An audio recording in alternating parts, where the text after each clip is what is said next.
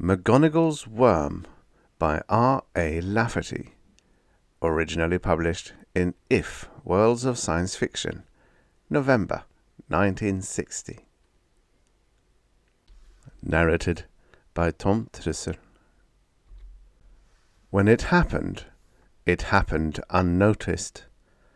Though it affected all chordata on Earth, with a possible exception to be noted in a moment, nobody knew of it, not even the prince of all chordata, man himself. How could he have known of it so soon? Though his lifeline had suddenly been cut, it was a long lifeline, and death would still be far off.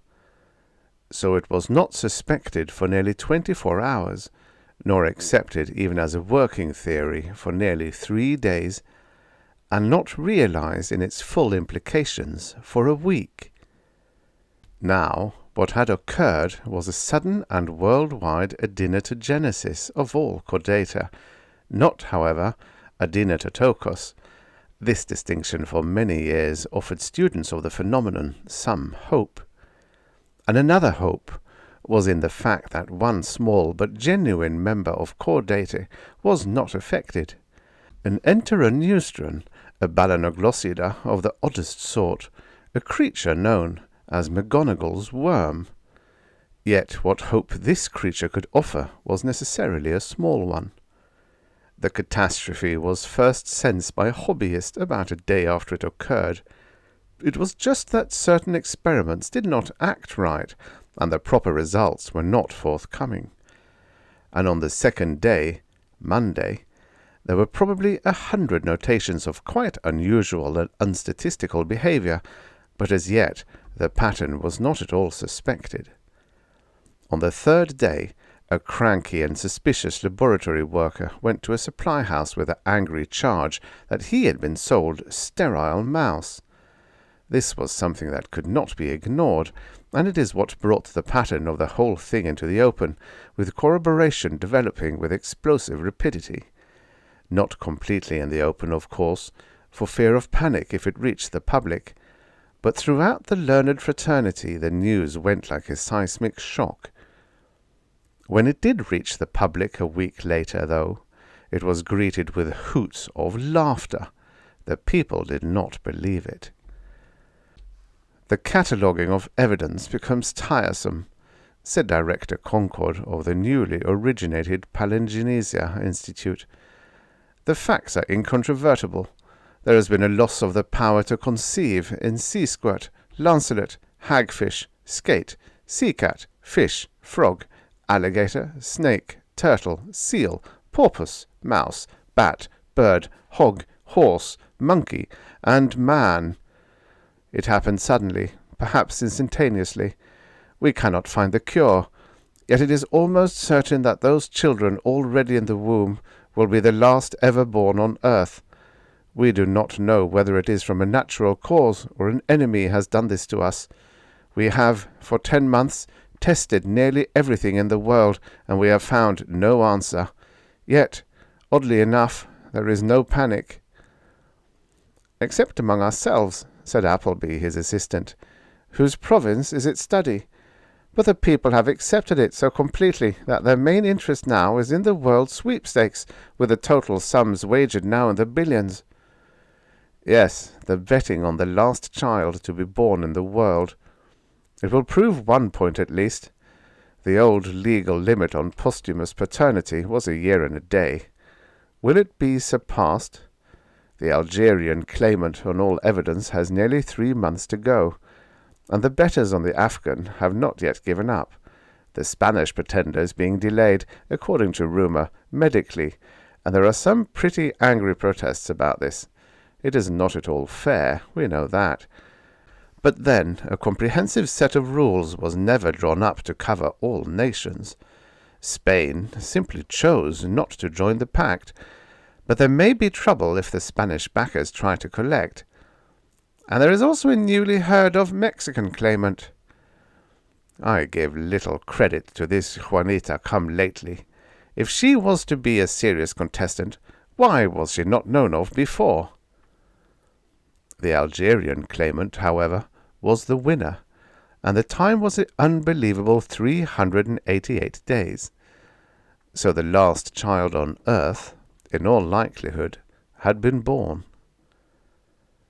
There were now about 30 institutes working on the problem, most of them on an international basis. 13 years had gone by, and one hope had died.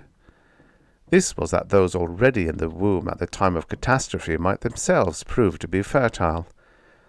It was now seen that this would not prove so, unless for some reason it was to be quite a delayed fertility.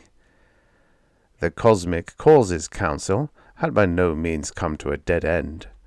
It had come to so many live ends as to be even more bewildering.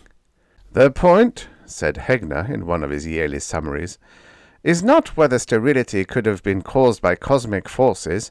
Of course it could have been. It could have been caused in 20 ways. The miracle is that fertility had ever been possible. There must have been a shield built in for every danger. We know but scantily, but some of them are. We do not know which has failed, or why." "And could the failure have been caused by an enemy?" asked an interlocutor. "It could have been, certainly. Almost by definition we must call an enemy anything that can harm us. But that it was a conscious enemy is something else again. Who can say what cosmic forces are conscious, or even what it means to be conscious?" However, the Possibilities Searcher Institute had some spotted success. It had worked out a test, a valid test, of determining whether an individual yet remaining had the spark of possible fertility. And in only a few million tests it had found one male shrew, one male gannet, no less than 3 males of the yellow perch, 1 female alligator, and 1 female mud puppy, all of whom still possessed the potential.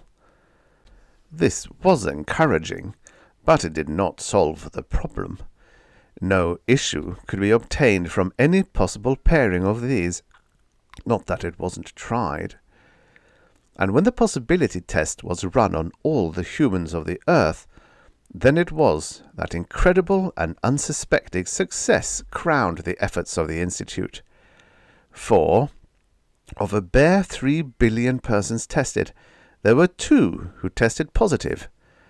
And, good fortune beyond all hoping, one was male, and the other was female. So then the problem was solved. A few years had been lost, it is true, and several generations would be required to get the thing on a sound footing again, but life had been saved. Civilization could yet be transmitted. All was not lost. Musa ibn Shmuel was an Arabian black, an unthrifty man of tenuous income. His occupation on the Cardex was given as thief, but this may have been a euphemism.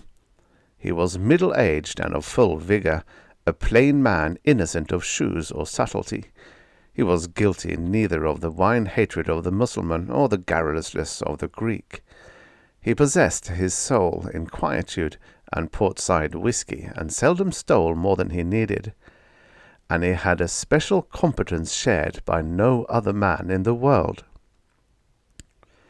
Cecilia Klatt was an attractive and snooty spinster of 35.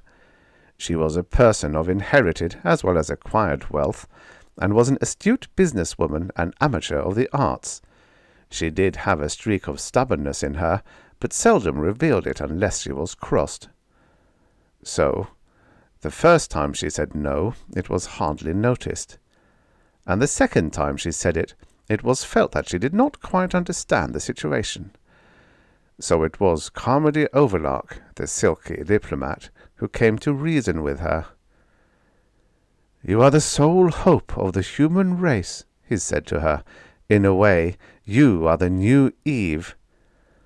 "I have heard the first one spoken badly of," said Cecilia. "Yet her only fault was that she could not be talked into something. I cannot. But this is important. Not really. If it is our time to disappear, then let us disappear with dignity. What you suggest is without it. It would leave us a little less than human." "Miss Klatt, this is a world problem. You are only an individual." "I am not only an individual. There is no such thing as only an individual.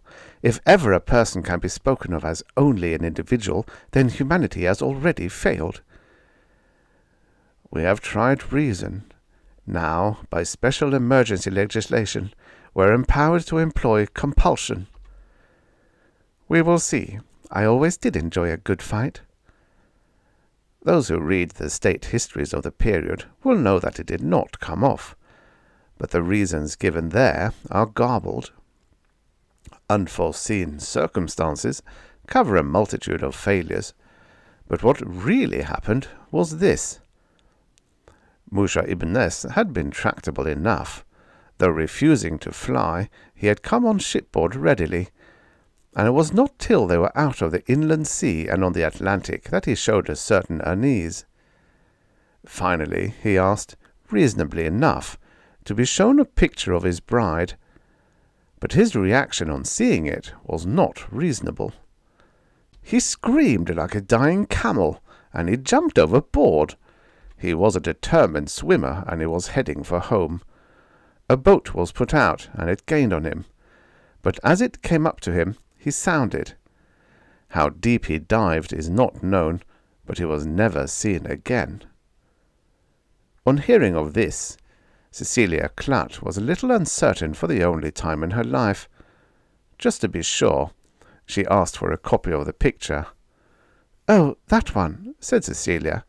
"It is quite a nice picture, really. It flatters me a little. But what an odd reaction! What a truly odd reaction!" There were repercussions on the economy. The primary schools were now all closed, except for a few turned over to retarded children. In a year or two, the high schools would close also. The colleges would perhaps always be maintained for adult education and for their expanding graduate schools. Yet the zest for the future had diminished, even though the personal future of nobody had been abridged. New construction had almost ceased, and multi-bedroom homes became a drug on the market. In a very few years, there would be no additions at all to the labor force. Soon there would be no more young soldiers for the armies, and soon the last eyes ever would see the world with the sudden poetic clearness that often comes with adolescence. There had been a definite letdown in morals. Morals have declined in every generation since the first one, which itself left something to be desired. But this new generation was different. It was a tree that could not bear fruit, a hard-barked, selfish tree. Yet what good to look at it and shudder for the future? The future had already been disposed of. Now there was a new hobby, a mania that swept the world. The last man clubs, millions of them. Who would be the last person alive on earth? But still the institutes labored. The Capsule Institute in particular labored for the codification and preservation of all knowledge. For whom? For those who might come after. Who? Of what species? But still they worked at it. And the oddest of the institutes was the Bare Chance Transmission Society. In spite of all derision and mockery, it persevered in its peculiar aim, to find some viable creature that could be educated or adapted or mutated to absorb human knowledge and carry on once more the human tradition. What creature? What possible strain could it be from? What creature on earth was unaffected? Well, the largest of them was a giant squid, but it was not promising. It had shown no development in many millions of years. It did not seem capable of development or of education, and, moreover, there are difficulties of rapport with a creature that can only live in the deep sea. There were the insects.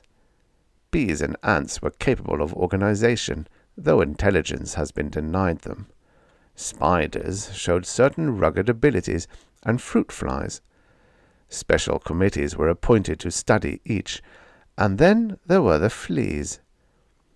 old flea circuit grifters were brought out of retirement and given positions of responsibility and power. If fleas could really be taught, then these men could teach them.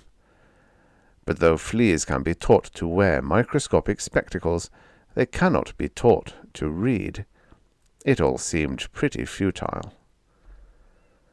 And there were the crayfish, the snails, the starfish, the sea cucumber.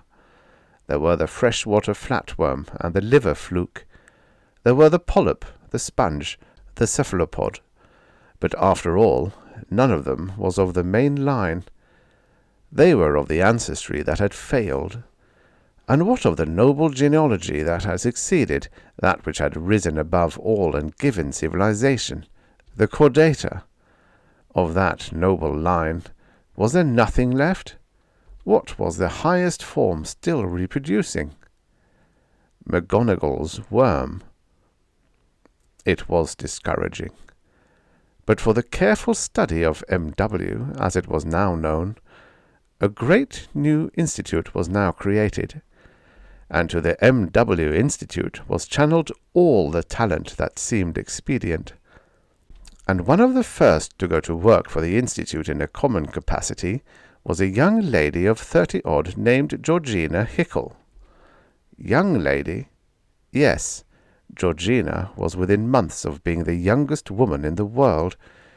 She was a scatterbrained wife and disliked worms. But one must work, and there were at that time no other jobs open. But she was not impressed by the indoctrination given in this new laboratory. "You must change your whole way of thinking," said the doctor who briefed them. "We are seeking new departures. We are looking for any possible breakthrough. You must learn to think of M.W. as the hope of the world." "Oog," said Georgina. "You must think of M.W. as your very kindred, as your cousin." "Oog," said Georgina. "You must think of him as your little brother that you have to teach, as your very child, as your cherished son." "Oog, oog," said Georgina, for she disliked worms. Nor was she happy on the job. She was not good at teaching worms. She believed them both stupid and stubborn. They did not have her sympathy, and after a few weeks they seemed to make her sick. But her ailment was a mysterious one. None of the young doctors had ever seen anything like it. And it was contagious. Other women in the bright new laboratory began to show similar symptoms. Yet contagion there was impossible. Such extreme precautions had been taken for the protection of the worms. But Georgina did not respond to treatment, and Hickle's disease was definitely spreading. Sharper young doctors, fresh from the greatest medical schools, were called in. They knew all that was to be known of all the new diseases, but they did not know this. Georgina felt queer now, and odd things began to happen to her.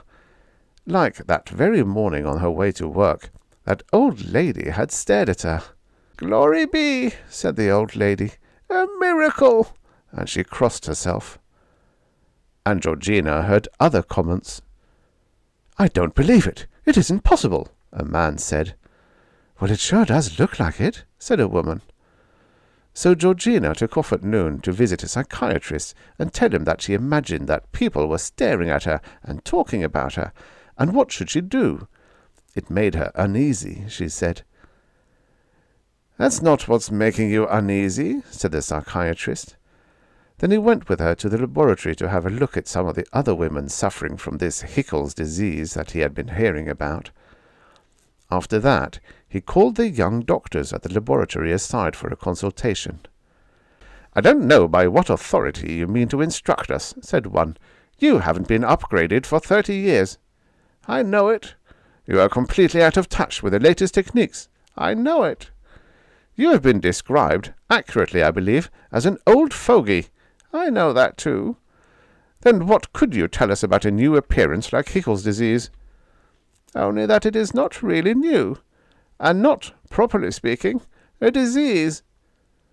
That is why, even today, there are superstitious persons who keep McGonigal's worms in small mesh cages in the belief that they ensure fertility. It is rank nonsense, and rose only because it was in the MW laboratory that the return of pregnancy was first noticed, and was named for one of the women working there. It is a belief that dates back to that ancient generation, which very nearly became the last generation. The official explanation is that the Earth and its solar system, for a period of 35 years, was in an area of mysterious cosmic radiation, and afterward it drifted out of that area. But there are many who still believe in the influence of McGonigal's worm. The end. Subscribe for your daily stories of futures past. You know, many of these stories were written in a time where 50 years ago was in the future.